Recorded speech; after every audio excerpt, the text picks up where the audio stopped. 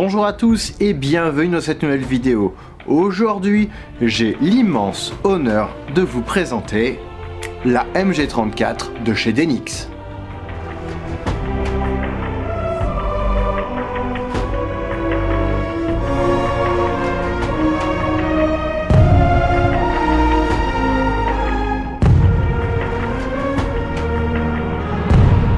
Avant toute chose, je souhaite remercier Jean Fuentes pour son soutien.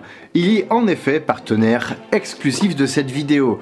À savoir que l'entreprise Fuentes est l'importateur français, entre autres pays, des répliques de chez Denix. Donc si vous êtes professionnel, c'est vers Fuentes qu'il faut se tourner pour vendre les répliques de chez Denix. Mais attention, bien que cette vidéo soit sponsorisée, ce n'est pas pour autant une publicité vous incitant à acheter. Je fais une review et je vous montrerai comment l'améliorer. De nombreuses personnes vont me demander quel est l'intérêt de présenter du matériel non airsoft et qui ne soit pas une vraie arme. Déjà le prix, puis aussi parce que cette réplique respecte la loi, sans pour autant être un bout de plastique chinois immonde. Donc n'importe quel collectionneur ou reconstitueur sera heureux de la posséder, ça j'en suis sûr. Denix est une entreprise espagnole créée en 1967 et ils sont spécialisés dans la reproduction d'armes allant de l'Antiquité à 1982. Ils sont leaders sur le marché et exportent dans près de 40 pays dans le monde. Ainsi donc, cette mitrailleuse, cette vidéo va être très longue, je vais plus avoir de bras à la fin, est sortie en 2021 et je peux enfin vous en faire la review, longtemps après d'autres confrères youtubeurs. Autrement dit, j'ai une petite pression. Alcoolique, ça commence bien. Et je ressens une très grande excitation parce que j'ai beaucoup travaillé dessus et j'ai hâte de vous la montrer. Le projet, il était censé sortir il y a longtemps, mais Covid, puis Denix a eu des problèmes de solidité, j'imagine, entre le canon et le corps. En effet, nous sommes sur de la fabrication en Zamac, donc pas forcément très solide. Pour ne pas dire complètement fragile, oui, vous connaissez tous des gens qui ont des répliques de Denix cassées. Oui, tous. Ici, cette Maschinengewehr 34 a un poids total de 7 kg. Lorsque la vraie en faisait 12. Évidemment, une réplique en Zamac n'aurait pas été possible avec un bois réaliste, soyons réalistes. Le pack comprend donc la réplique, glissée dans une boîte en carton classique, et elle est protégée par deux gros pieds de table en caoutchouc orange, installés sur le levier d'armement et sur le côté du support d'alimentation, pour pouvoir les protéger durant le transport. Évolution par rapport à avant. Avant, ils étaient noirs, maintenant ils sont orange. Si vous avez les noirs, je peux vous les vendre 150 €, vu que ce sont sans doute des collectors. Et dans le pack, il n'y a rien d'autre. Ce sera à vous de trouver tous les accessoires qui iront avec de votre côté. Et il peut y en avoir un paquet, je vous en parlerai plus tard dans la vidéo. Je vous le dis de base, et j'imagine que vous vous en doutez, elle n'est pas parfaite. Mais il est possible de travailler dessus pour approcher de la perfection, comme avec les femmes. Attention, rangez vos couteaux. Cette blague n'est pas de moi, c'est d'un copain pour une fois. Surtout que nous aussi, messieurs, ça se saurait si on était parfait. On n'aurait pas besoin de vous si c'était le cas. Oh putain, ces blagues machistes. Je vais perdre les 2% qui me restent de femmes là. Bon, revenons à nos moutons. En sortie de boîte, ce qui m'a marqué le plus, c'est que je comprends maintenant pourquoi il y a des pénuries d'huile d'olive en Europe. Parce qu'elle avait la moitié de production européenne sur le corps. On aurait dit un gladiateur tellement ça brillait. Oh yeah! Je vous jure, j'ai fumé à côté, on a mis 3 semaines pour maîtriser l'incendie. Non, je déconne, je fume pas, trop pauvre pour ça. Elle a, dès la sortie de boîte, une belle couleur gris phosphaté. J'ai vu plusieurs youtubeurs qui montraient comment la patiner en utilisant de la laine d'acier pour raviver les arêtes. Et bien, comme je viens de le dire, arrête! Les vraies MG34 ne sont pas aussi usées que ça. Elles vont l'être par endroits seulement. Donc mettez des coups de latte à la limite, mais ponctuellement, et pas du papier de verre ou de la laine d'acier sur l'ensemble de la réplique. De toute façon, la meilleure patine vient avec l'utilisation sur le terrain, il n'y a pas de mystère. Sinon, c'est de la pâle patine. Le métal sur le flanc, ici, il a quelques traces d'usinage. Rien de bien méchant, mais ça se voit un peu quand même. Et il ne sera pas possible de démonter la réplique de manière réaliste. Et de nombreuses fonctionnalités d'une vraie n'ont pas été reproduites. C'est parti pour la longue liste. Le système de changement du canon, qui permettait de changer un canon tout chaud contre un canon tout froid. Autre point non reproduit, la trappe d'éjection des étuis vides, normalement située sur le dessous. Enfin, on devine le ressort de la dite trappe qui s'ouvre normalement quand on arme l'arme. C'est drôle. Ici, c'est moulé dans la masse, donc il n'y a pas possibilité d'ouvrir la trappe. Le cache-flamme à l'avant est totalement fixe. Normalement, il devrait pouvoir se dévisser et être verrouillé par la petite patte à l'avant du guidon, montée sur ressort. Ici, certes, elle est montée sur un axe, mais elle ne sert à rien. Le guidon, lui, est également monté sur un axe. Il n'y a pas de ressort, c'est tout libre comme ça. Le bipied est également mobile, mais son réglage avec la molette à l'avant, il est fixe. Pas possible de gérer l'écartement entre les jambes donc. T'entends, mamie ? On va pas t'écarter les jambes, tu peux rester tranquille. Bah oui, c'est une vieille dame, il faut lui parler fort à mamie trailleuse. Mais bon, après c'est déjà bien qu'il soit monté sur ressort et qu'on puisse le verrouiller grâce au petit cône de verrouillage qu'on a sur le dessous. La hausse est mobile mais fixe. Je m'explique, elle peut être pivotée, mais le curseur en lui-même, il est fixe. Elle nécessitera un petit coup de lime à sa base pour qu'elle soit bien à 90 degrés, car nativement ça accroche un peu. Va falloir limer fort pour atteindre les 90 degrés. Et attention, si on lime trop, ça peut fondre. Génie ou débile, à vous de juger. Autre fonctionnalité qui n'est pas reproduite, le tir. Eh ben ouais, c'est une réplique inerte, ça ne tire pas. Et putain, c'est bien dommage. La détente est d'un seul bloc. On a des marquages dessus pour semi au-dessus et full en dessous. Ok, mais la détente devrait être en deux parties. Ici, tout est moulé dans la masse. Without depressing this secondary lever. Le levier d'ouverture pour changer le canon est factice, lui aussi évidemment. La sûreté aussi qu'on retrouve sur le dessus de la détente, elle est factice. Tout comme le levier pour basculer la crosse à l'arrière. Normalement, on peut démonter la crosse pour accéder au mécanisme à l'intérieur. Ici, c'est un peu plus compliqué. Il y a deux gros points noirs sur cette réplique que je mets dans le top 2 des emmerdes rencontrées. En premier, la crosse. En deuxième, le capot de culasse. Commençons par la crosse. La réplique dispose nativement d'une crosse en bois. Il peut être possible, si vous êtes motivé, de trouver une reproduction de crosse en bakélite, tout comme cela pouvait se faire. Mais une petite adaptation est nécessaire. Vous pouvez aussi trouver des crosses avec des renforts métalliques sur le dessus et dessous, comme cela se faisait, mais c'est plus compliqué à trouver en repro. J'en ai pas encore vu en tout cas. J'ai pu adapter une crosse bakélite trouvée en reproduction sur eBay. Et j'en ai un peu chié. Creuser la crosse par l'intérieur pour faire passer le système de fixation ? Ok. Rajouter de la pâte Patex pour renforcer l'intérieur de la crosse qui est creuse ? Ok. Par contre, j'ai dû adapter le pas de vis intérieur, vu que la vis d'origine est une vis à bois. Voilà, ça c'est la vis d'origine. En photo, ça donnait ça. Et là, j'en ai chié, parce que changer de vis, pour en prendre une à grosse tête, une vis Neozo 35 ? Oh, trop drôle. Une vis à grosse tête. Pff. D'ailleurs, j'ai pris une vis spéciale, donc j'ai dû recréer l'empreinte pour le tournevis à la Dremel, puis j'ai viré les petits marquages qu'on a sur l'avant. Sauf que pour pouvoir visser ça dans un pas de vis qui est prévu pour ça, où on n'a pas du tout la même taille, le même filetage, sur une base plastique, putain c'était dur de trouver la bonne solution. Donc j'ai essayé plusieurs systèmes, tous sans succès vu qu'on a un sacré poids quand même dessus. Et oui, cette vis qui passe ici est super importante. Si c'est pas solide, ça se voit tout de suite parce que la crosse, eh ben, elle va se déboîter. Et ça peut même endommager les pièces à l'intérieur. La pièce qui a le pas de vis est en plastique, je disais. Et je ne pouvais donc pas compter dessus pour avoir un bon filetage. J'ai décidé de la trouer sur le fond pour pouvoir y coller un manchon. Pour ça, il a fallu que je coupe en deux la goupille de fixation de cette pièce en plastique. Puis j'ai fixé une première vis longue sur toute la longueur en la faisant passer dans les deux manchons, pour que les deux manchons viennent enserrer la partie plastique. Ce qui fait que ça la rend impossible à démonter vu que les deux parties de goupille, elles ne peuvent plus être enlevées proprement puisqu'au milieu il y a la vis. Donc ma vis de crosse vient se visser dans le manchon de l'extérieur. Maintenant, eh ben c'est solide. En gros, j'ai passé presque 2 jours complets sur ce problème de crosse. Mais finalement, ça tient.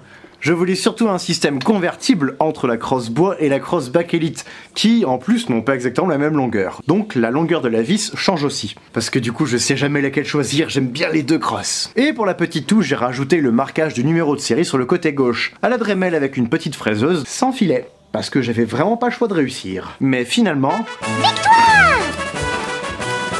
Bon, après, la crosse en elle-même n'est pas non plus de superbe qualité. J'ai même dû virer un petit peu de longueur sur l'avant ici, parce que ça partait en biseau et ça collait pas avec le reste. Mais ça fait le boulot. Après, vous pouvez aussi reprendre la crosse bois et la repeindre en noir pour les plus flemmards. Et pour la crosse en bois, même celle d'origine, nécessite de travailler dessus. Déjà, changer la vis. J'en ai parlé, mais celle d'origine, elle est moche. Mais du coup, quand on voit sur les photos d'époque, il y a des putains de grosses vis. Après, si vous avez l'occasion d'avoir une vis originale, bah franchement, foncez. Mais bon, moi j'ai pris avec ce que j'avais sous la main, c'est-à-dire un magasin de bricolage. Et autre détail super important, la crosse, elle n'a pas les striures à l'arrière. Elle est comme ça d'origine. Ça fait moche, hein, ça fait vraiment pas fini. J'ai pris du Chatterton pour guider mes gestes, et j'ai pris une petite lime de modélisme, et j'ai fait ça à la main. Puis j'ai pris mon marteau et j'ai tapé un peu dessus pour pouvoir rajouter des impacts, des traces et lui donner une patine. J'ai rajouté des petits marquages dessus et j'ai reteinté l'ensemble couleur chêne foncé. Maintenant, passons au deuxième. Nativement, le capot ne peut pas bouger. Pour l'ouvrir, il faut le démonter. Non mais sérieux les gars de chez Donix, là, vous aimez faire des répliques chiantes pour les utilisateurs? Déjà que vous voulez pas faire des répliques en acier, mais en plus vous bloquez des pièces qu'il est vital de pouvoir bouger et manipuler. C'est comme si vous faisiez une voiture mais qu'il faut rentrer par le coffre parce que les portières sont fermées. On va ouvrir ces portières. Regardez, ça s'ouvre. J'ai pu voir sur une chaîne YouTube espagnole qu'il était possible d'adapter un système de ressort pour verrouiller l'arrière. On m'a aussi envoyé des fichiers de 3D pour imprimer des pièces en métal. Personnellement, ni l'un ni l'autre je sais faire.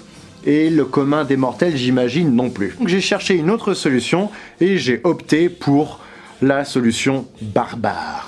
Là aussi, sans filet, donc imaginez juste ma peur de faire une connerie. Parce que manipuler du Zamac sans possibilité de retrouver la pièce facilement si jamais je venais à commettre une erreur, surtout que si j'en fais une, j'aurais la honte de vous la montrer dans ma vidéo. Finalement, j'ai fait ce que je pouvais et je ne suis pas trop mécontent du résultat. Aussi, si vous ne le sentez pas, ne le faites pas. Juste qu'il faudra vous balader avec un chasse-goupille et un marteau sur le terrain pour pouvoir ouvrir le capot et mettre vos bandes de munitions. À cette idée, je ne bande pas d'ailleurs. Ceci dit, la trousse d'entretien peut être une bonne idée du coup pour transporter tout ça. Mais bon, si vous faites une vidéo, vous aurez l'air con avec vos outils pour ouvrir le capot. Voilà ce que j'ai fait pour régler le problème. Tout d'abord, on remarque que la goupille qui maintient le capot et le panneau d'alimentation en cartouche, elle est beaucoup trop grande. Un coup de Dremel et hop, on coupe tout ce qui dépasse. Ah, ça fait mal à ça messieurs. Rien que l'idée... Puis j'ai réduit le diamètre intérieur de la goupille sur la partie où le capot pivote. En effet, la goupille d'origine, elle est très large. Trop large même. C'est l'histoire de ma vie.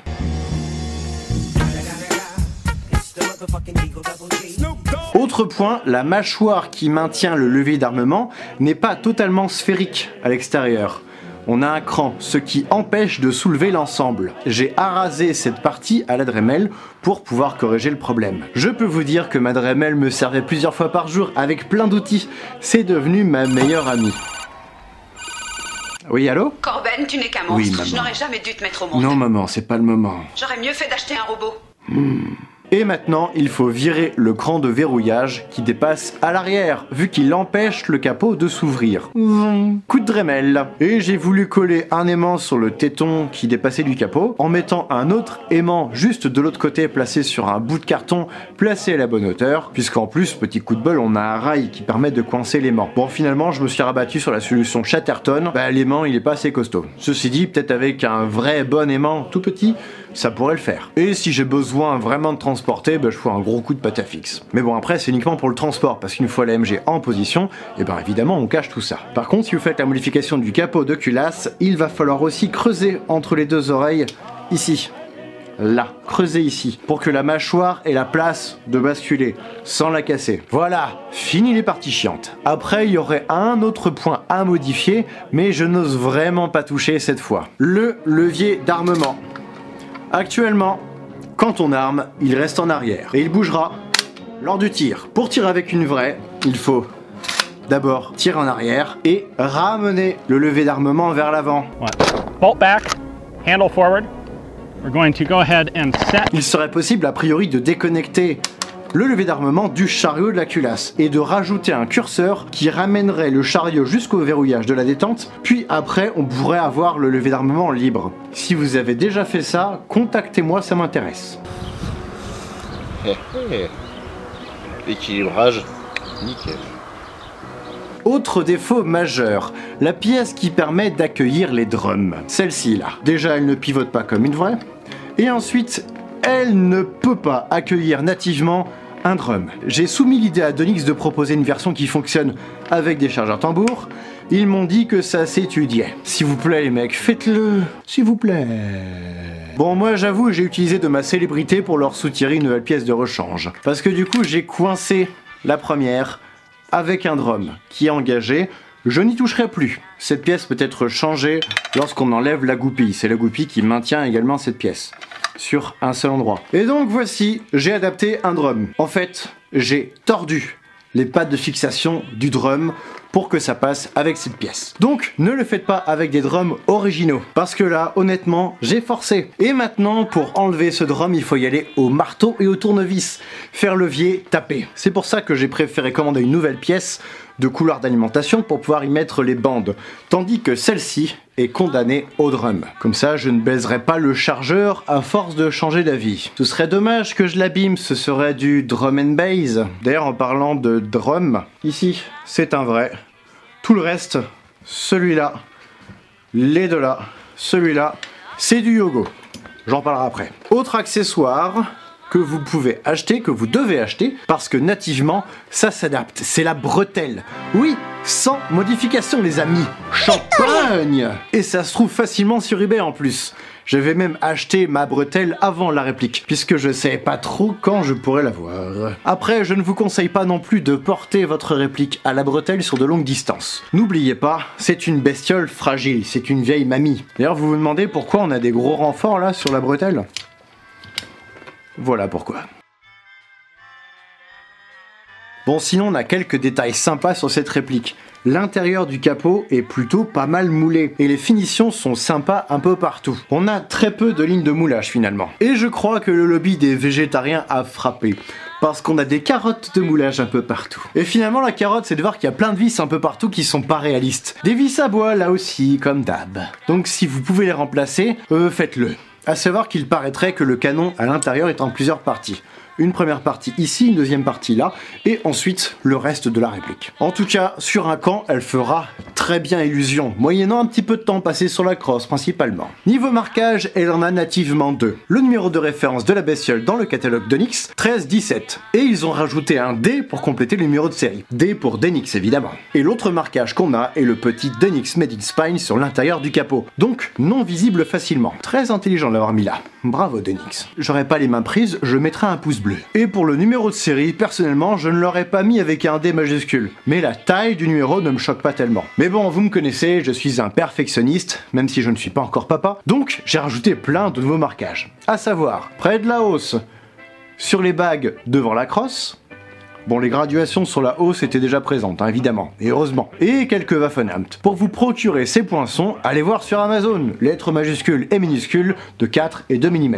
Et pour les Waffenamt, eh ben on me les a donnés, donc je peux pas trop vous aider à en trouver. Pour les accessoires qui vont avec, je vais dresser une petite liste non exhaustive. Parce que j'aime bien l'idée de dresser des trucs, parce qu'ils ont été vilains. Le minimum, la bretelle, j'en parlais. Et naturellement, une bande de cartouches. Une bande de 50 coups pour le drum, et un assemblage pouvant aller jusqu'à 250 cartouches pour la caisse de munitions ici. Et petit rappel pour porter vos cartouches façon collier hawaïen, sauf que ce n'est pas des fleurs, faites-le avec les ogives vers l'extérieur, sinon vous allez finir fakir.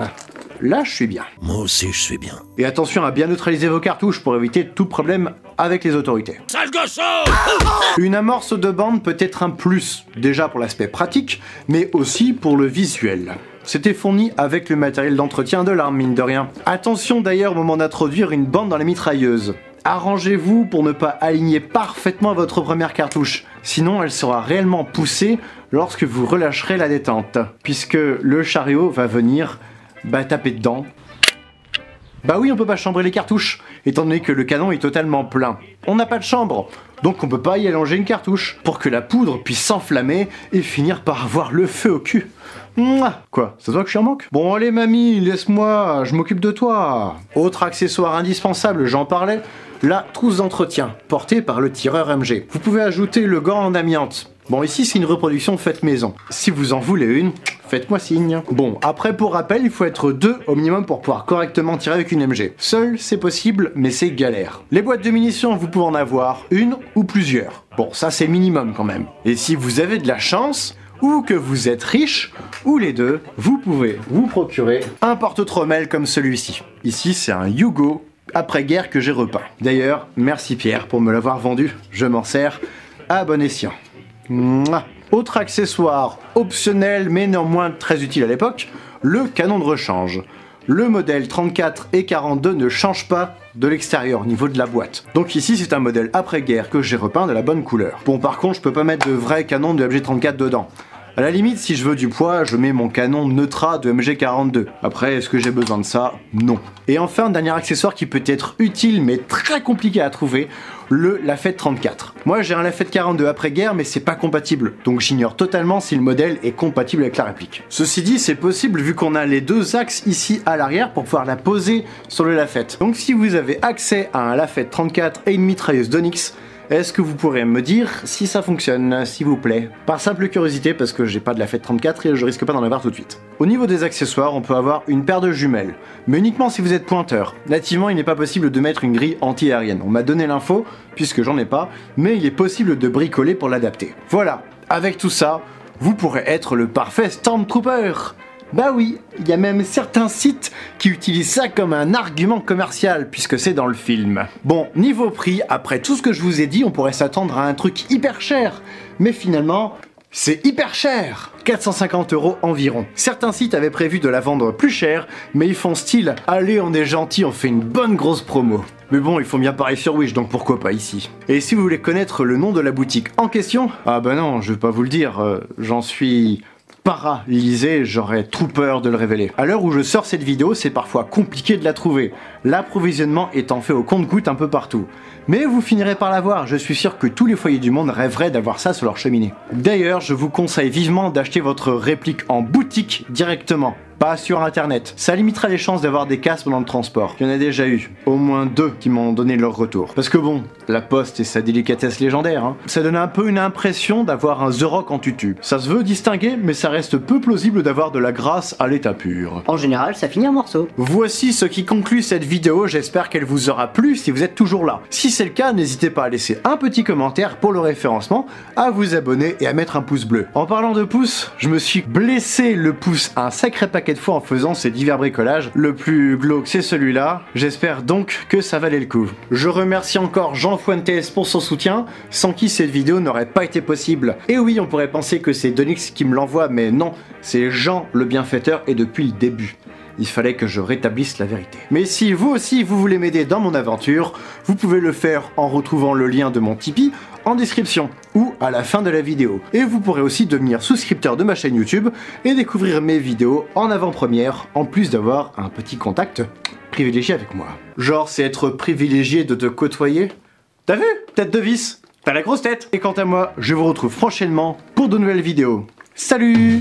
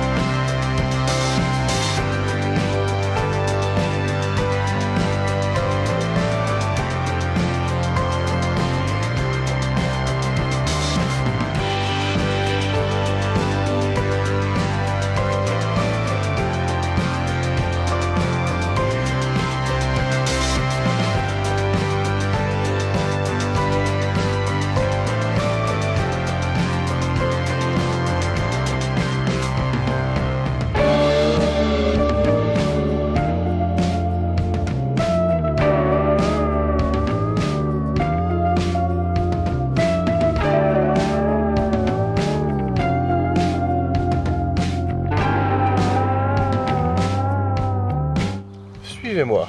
Nous allons buter des Anglais et des Français.